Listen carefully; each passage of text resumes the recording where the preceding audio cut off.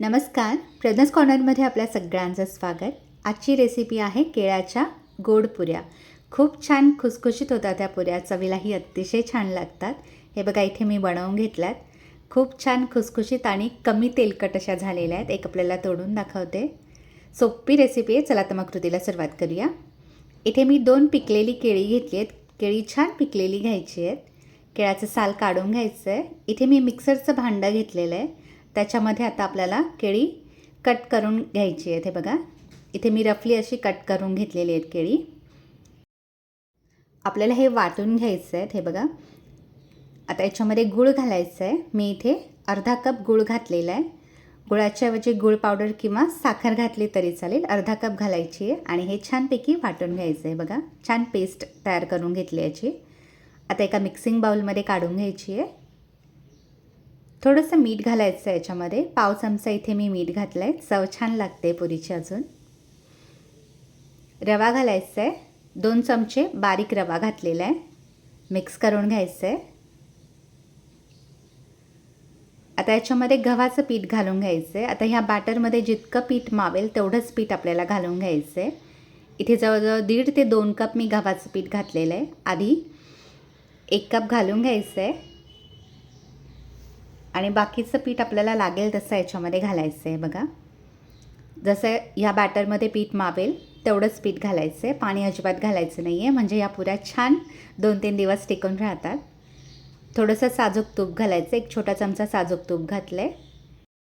Semi soft असं पीठ भिजवून घ्यायचं आहे आपल्याला. जास्त घट्ट भिजवायचं नाही आहे. आपण याच्यामध्ये रवा घातला आहे त्याच्यामुळे पीठ असं सेमी सॉफ्टच भिजवायचं आहे, कारण नंतर ते थोडंसं घट्ट होतं. उरलेलं पीठ पण मी याच्यामध्ये घालून घेते. पाणी अजिबात घालायचं नाही आहे. ह्या बॅटरमध्ये जितकं पीठ मावेल तेवढंच पीठ घालायचं आहे. मी इथे जवळजवळ 1.25 कप गव्हाचं पीठ वापरलेलं आहे. तेवढं पीठ पुरेसं होतं. हे बघा, सेमी सॉफ्ट असं पीठ भिजवून घेतलेलं आहे. 15 मिनटं आता हे असंच झाकून ठेवायचं आहे, म्हणजे पीठ छानपैकी सेट होतं. 15 मिनटानंतर पुरी तयार करायला घेऊया. 15 मिनटं झालेले आहेत. पीठ छानपैकी भिजलेलं आहे. छान घट्टसर असं झालेलं आहे. आता हाताला थोडंसं तेल लावून घ्यायचं आहे. पीठ पुन्हा एकदा छान मळून घ्यायचं आहे. आता मी याच्या 2 मोठ्याशाच पुऱ्या लाटून घेणार आहे. हे बघा, त्यामुळे झटपट पुऱ्या लाटल्या जातात. तर 2 भाग करून घेतलेले आहेत पिठाचे मी. एक मोठासा पिठाचा गोळा घ्यायचा आहे. छान मळून घ्यायचं आहे. थोडंसं सुकं गव्हाचं पीठ घालून घ्यायचं आहे आणि मोठीशीच अशी चपाती लाटून घ्यायची याची. फार पातळ लाटायची नाही आहे किंवा जास्त जाडही ठेवायची नाही आहे. हे बघा, मिडियम कन्सिस्टन्सीची मी इथे लाटून घेतलेली आहे. जशा आपण नेहमीच्या पुऱ्या करतो त्याचप्रमाणे पुऱ्या करून घ्यायच्या आहेत. हे बघा, इथे मी मोठीशी चपाती लाटून घेतलेली आहे. आता एक मिडियम साईजची वाटी घेतलेली आहे. त्याने मी पुऱ्या कट करून घेणार आहेत. आपल्याला हवं असेल तर कुकी कटरने सुद्धा कट करून घेऊ शकता. हे बघा, मिडियम साईजची वाटी घेतलेली आहे. त्याने अशा पुऱ्या कट करून घ्यायच्या आहेत. अशा पद्धतीने पुऱ्या केल्या का झटपट होतात, जास्त वेळ लागत नाही आणि एकसारख्या होतात. ह्याच्यावरती थोडीशी खसखस पण घालू शकता, त्यामुळे पुरीची टेस्ट अजून छान लागते. मी इथे घातलेली नाही आहे. सगळ्या पुऱ्या मी याच प्रकारे कट करून घेतल्यात. बाकीच्या पुऱ्या पण याच प्रकारे तयार करून घ्यायच्या आहेत. एका साईडला कढईमध्ये तेल गरम करत ठेवलेलं आहे. तेल छान गरम करून घ्यायचं आहे. त्याच्यानंतर मीडियम टू हाय फ्लेमवरती पुऱ्या आपल्याला याच्यामध्ये फ्राय करून घ्यायच्या आहेत.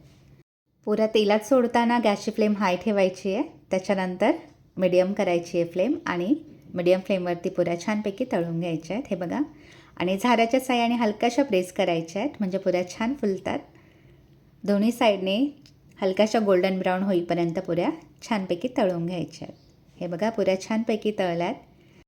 आता त्याच्यातलं तेल निथळवून घ्यायचं आणि टिश्यू पेपरवरती पुऱ्या काढून घ्यायच्या आहेत, म्हणजे एक्स्ट्राचं तेल आहे ते पण टिश्यू पेपरला सोक होतं. बाकीच्या पुऱ्या पण याच प्रकारे फ्राय करून घ्यायच्या आहेत. इथे मी सगळ्या पुऱ्या याच प्रकारे फ्राय करून घेतलेल्या आहेत. टिफिनवर देण्यासाठी किंवा प्रवासात नेण्यासाठी, संध्याकाळच्या स्नॅक्ससाठी ह्या पुऱ्या करू शकतो. एकदम छान चविष्ट लागतात ह्या पुऱ्या. लहान मुलांना अतिशय आवडतात. लसणाच्या चटणीसोबत सर्व करायच्यात, एकदम छान लागतात. हे बघा, एक पुरी आपल्याला तोडून दाखवते. अजिबात तेलकट झालेली नाही आहे. छान खुसखुशीत अशा झालेल्या आहेत.